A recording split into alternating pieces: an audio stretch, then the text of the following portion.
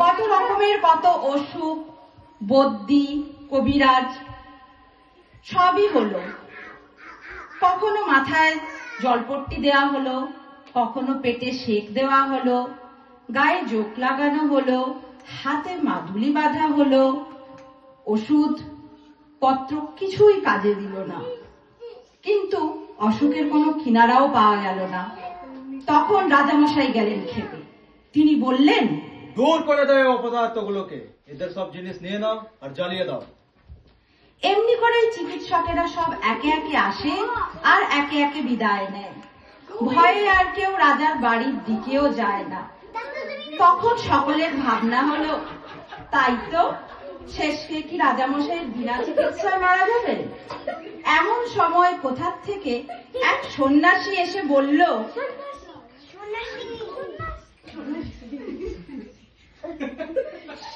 এই অসুখের উপায় আমি জানি, কিন্তু সেই ভারী শক্ত। তোমরা কি সেসব পারবে? কেন পারবো না? খুব পারবো। জান দিতে হয়, জান দেব। ঠিক আছে, তাহলে শোনো।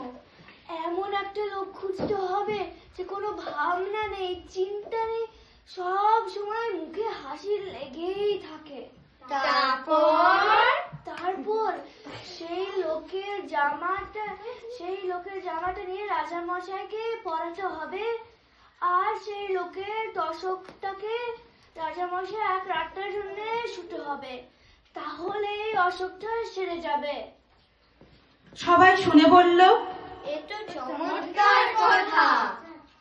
তাড়াতাড়ি করে এই কথা রাজামশাইয়ের কানে গেল। তিনি শুনে বললেন, আরে এটা দিয়ে কি কোনো কাজ? এই মূর্খেরা রাজামশাই শুনে বললেন, আরে এটা তো অদ্ভুত কথা। এতদিন লোকেরা করছিলটা কি? যাও, ওই খুশিওয়ালা লোকটাকে নিয়ে এসো, ওর জামা কাপড় আর তোষকটা নিয়ে এসো। চারিদিকে তখন লোক ছুটল রাজ্যময়। খোঁজ খোঁজ রব পড়ে গেল, কিন্তু সেই লোকের সন্ধান দেখা যাক কিভাবে পাওয়া যায়। যেই যায় সেই ফিরে আসে আর বলে, যার দুঃখ নেই, ভাবনা নেই, সর্বদাই হাসি মুখে খোশ মেজাজে, কই তেমন লোকের দেখা তো পাওয়া গেল না। সবার মুখে একই কথা। তখন মন্ত্রী মশাই রেগে বললেন, এটা দিয়ে কি কোনো কাজ হয়? এই মূর্খেরা খুঁজতেই জানে না। এই বলে তিনি নিজেই বেরিয়ে পড়লেন সেই অজানা লোকের খোঁজ করতে। বাজারের কাছে মস্ত এক দালানের সামনে তিনি দেখলেন মেলা লোক জমে গেছে, আর এক বুড়ো শেঠজি হাসি মুখে তাদের চাল, ডাল, টাকা পয়সা, কাপড় সব দান করছে। মন্ত্রী ভাবলেন, বাহ, এই লোকটা তো বেশ হাসি খুশি দেখাচ্ছে, পয়সাও আছে দেখছি। তাহলে এর থেকে একটা জামা চেয়ে নেওয়া যাক। মন্ত্রী মশাই এইরকম ভাবছেন, ঠিক সেই সময়েই একটা ভিখারি করেছে কি, ভিক্ষা নিয়ে শেঠজিকে সেলাম না করেই চলে যাচ্ছে। আর শেঠজি রেগে গিয়ে বললেন, এই তোমার সাহস হয় কি করে? আমাকে সেলাম না করে চলে যাচ্ছ? দাও আমাকে সব। তখন মন্ত্রী মশাই এই ব্যাপার দেখে বললেন, না, এর থেকে কিছুই নেওয়া যাবে না। তারপরে এই নদীর ধারে এক জায়গায় তিনি দেখলেন একটা লোক ভারী মজার ভঙ্গি করে নানা রকমের হাসির গান গাচ্ছে, আর তাই শুনে চারিদিকের লোকেরা হো হো করে হেসে যাচ্ছে।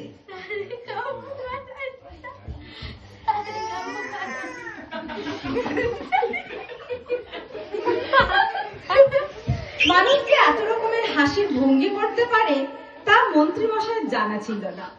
গান শুনে আর তামাশা দেখে একেবারেই হেসে অস্থির হয়ে উঠলেন আর ভাবলেন, এমন আমোদের লোক থাকতে কিনা আমার লোকগুলো হতাশ হয়ে ফিরে যান। তিনি পাশের একটি লোককে জিজ্ঞাসা করলেন, এই লোকটা কে হে? এই লোকটা হচ্ছে গোবরা মাতা। আর এখন দেখছো তো হাসি খুশি আছে, কিন্তু সন্ধ্যেতে দেখবে কেমন মাতলামি করে বেড়ায়। গোটা পাড়ার ওর জন্য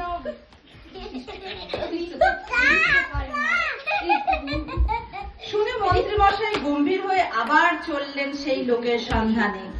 সারা দিন খুঁজে খুঁজে মন্ত্রীমশাই সন্ধ্যের সময় বাড়ি ফিরলেন, কিন্তু সেই লোকের সন্ধান আর কোথাও মিলল না। এমনি করে দিনের পর দিন খোঁজ করেন আর দিনের পর দিন হতাশ হয়ে বাড়ি ফেরেন। তার উৎসাহ প্রায় ফুরিয়ে এসেছে। ঠিক এমন সময় এক গাছতলায় তিনি একটা পাগলা গোছের বুড়ো লোকের দেখা পেলেন। লোকটার মাথা ভরা চুল, মুখ ভরা দাড়ি, সমস্ত শরীর যেন শুকিয়ে দড়ি হয়ে গিয়েছে। সে একা একা বসে আপন মনে কেবলই হাসছে আর বিড়বিড় করে যাচ্ছে। সেনাপতি বললেন, তুমি এত হাসছো কেন? হাসবো না? পৃথিবী বনবন করে ঘুরছে, গাছে এসে পাখি বসছে, তারপর আবার উড়েও যাচ্ছে, গাছে পাতা হচ্ছে, মাটিতে ঘাস হচ্ছে, সূর্য উঠছে, বৃষ্টি হচ্ছে, এসব দেখছি আর হাসছি। মন্ত্রী বললেন, তা না হয় বুঝলাম, কিন্তু শুধু বসে বসে হাসলে মানুষের দিন চলে না। তোমার কি কোনো কাজকর্ম নেই যে থাকবে না? সকালে নদীতে যাই, সেখানে স্নান টান সেরে লোকের কথাবার্তা শুনি, তারপর আবার এই গাছের নিচে গাছতলায় চলে আসি। যখন খাওয়ার জোটে খাই, না হলে না খাই, ঘুম পেলে ঘুমাই, ঘুরতে যেতে ইচ্ছে ঘুরতে যাই, কোনো চিন্তা নেই, ভারী মজা। মন্ত্রী খানিকক্ষণ মাথা চুলকিয়ে বললেন, যেদিন খাওয়া পাও না সেদিন কি করো? সেদিন তো কোনো ল্যাটাই নেই, চুপচাপ পড়ে থাকি আর ঘুমাই। অবশ্য যেদিন খাওয়ার থাকে কত হাঙ্গামা, ভাত না করে, গাছ না ওড়ে, মুখে দা ওড়ে, সেবা ওড়ে, গেলা ওড়ে, জল খাওয়া ওড়ে, হাত ধোয়া ওড়ে, হাত মুছড়ে, কত রকমের কাজ। মন্ত্রী দেখলেন এতদিনে একটা ঠিক লোক পাওয়া গেছে, তাহলে এর থেকে একটা জমা চেয়ে নেওয়া যাক।